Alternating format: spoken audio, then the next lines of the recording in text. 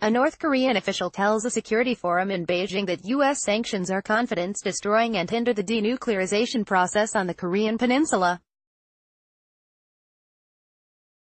Il Hyok, Deputy Director General of the North Korean Foreign Ministry's Institute for Disarmament and Peace, called on Washington Thursday to lift immediately the sanctions and this hindrance to confidence building. "We think that sanctions and pressure do more harm than good," media outlets quoted Song as saying. Also at the forum was North Korean Colonel General Kim Hyong-ryong, who said his country was following through on declarations reached with South Korea and the U.S.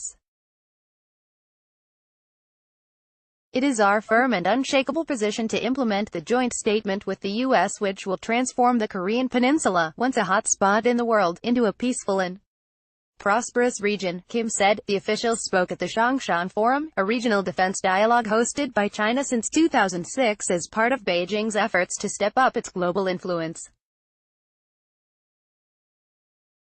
In June, U.S. President Donald Trump met North Korean leader Kim Jong-un in a landmark summit in Singapore, during which they agreed to work toward denuclearization of the peninsula. The North has already taken several steps toward that goal, but the U.S. has taken none. Pyongyang agreed earlier this month to allow international inspectors into a missile engine test facility and the Punggye nuclear testing site.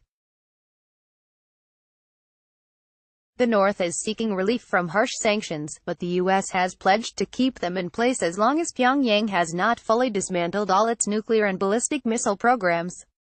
The United States has even blocked a move by South Korea to remove a broad trade and investment embargo imposed on the North in 2010. According to U.S. officials, Trump and Kim are likely to hold their second summit early next year.